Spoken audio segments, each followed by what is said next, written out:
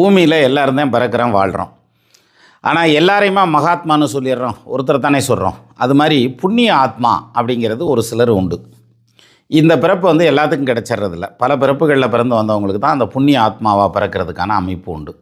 சரி, அப்படி பிறந்திருக்காங்களான்னு தெரியுமானா? தெரியும் சார்.